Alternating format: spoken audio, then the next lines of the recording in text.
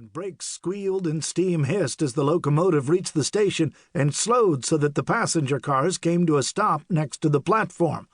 The baggage and freight cars were farther back.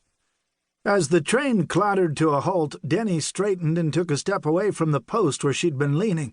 She hooked her thumbs in the gun belt and watched with idle interest as porters put steps in place next to the cars so the passengers could disembark. A variety of men, women, and children got off, all of them strangers to Denny. Then she drew in a breath so sharply that her nostrils flared slightly. She stood up straighter as her backbone stiffened. Her blue eyes fastened on two men who had just stepped down from one of the cars. The first man was tall and slender, well dressed in a brown tweed suit and dark brown bowler hat. He had light brown hair and a mild, pleasant-looking face. He held a small carpet bag in each hand. The man who came down the steps next carried himself with an entirely different air about him.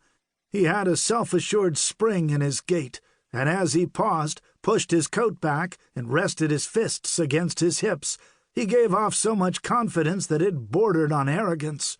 He wore a dark gray suit and had a black slouch hat pushed back on thick, curly black hair. A smile broke out on his handsome, olive-skinned face as he looked around the platform. "So this is Big Rock, eh?" he asked his companion. His voice had a slight accent to it. "That's right, sir," the taller, diffident-looking man replied. "Big Rock, Colorado. I looked up the population and elevation and other interesting facts about the town, and if you'll give me a moment, I'm sure I can recall them." The second man waved away the offer. "No, it doesn't matter. We're here at the last, Arturo. You can go seek out accommodations for us." "Of course, sir." Despite the Italian name, Arturo's voice had no accent at all, other than an educated, cultured one. "And where will you be? When you've secured rooms and placed the bags in them, ask someone for directions to the best dining and drinking establishment in town." Arturo inclined his head in a gesture that was almost a bow and said, "As you wish, sir." Over by the pillar, Denny was still watching the two men when Sheriff Carson nudged her and said, "They're a pretty fancy pair, aren't they?" "You could say that." Monty looked more closely at Denny and asked, "Are you acquainted with those fellas?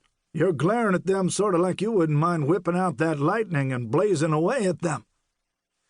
"I don't know the taller one," Denny said, "but the other man, I'm acquainted with him, all right. You're not far off the mark, Sheriff. If anybody ever deserved to be shot, or at least horsewhipped, it's—" She didn't get to finish what she was about to say, because at that moment, exactly the sort of thing Denny had just been talking about happened. 5 rough-looking men in range clothes who had drifted onto the platform yanked pistols from their holsters and opened fire on the 2 well-dressed newcomers to Big Rock. Chapter 2. The black-haired man's cocky grin and casual attitude vanished in a fraction of a second. In the time it took the gunmen to draw their weapons and start shooting, the man dived at Arturo and tackled him. The carpet bags went flying. Both men sprawled on the platform as guns blasted and bullets sizzled through the space where they had been standing only a heartbeat earlier. Some of the slugs smacked into the side of the railroad car. Others whined dangerously off the car's metal undercarriage. The would-be killers had spread out as they approached, so they had their intended victims almost surrounded. Most of the people on the platform screamed or shouted in alarm and scattered when the shooting started. With so much open area around them and no place to take cover, the intended victims were doomed. Or they would have been, if Denny and Sheriff Carson hadn't been there. Denny's right hand dropped to the pistol on her hip and swooped back up, gripping the gun. The draw was almost too fast for the eye to follow. Flames spouted from the muzzle as Denny triggered the double-action revolver. The .38 caliber slug from Denny's Lightning ripped into the back of a gunman's left shoulder and knocked him halfway around. He howled a curse and stumbled to the side, but stayed on his feet. His head jerked from side to side as he tried to figure out who had shot him. His eyes widened as his gaze lit on Denny. He still had his gun in his right hand.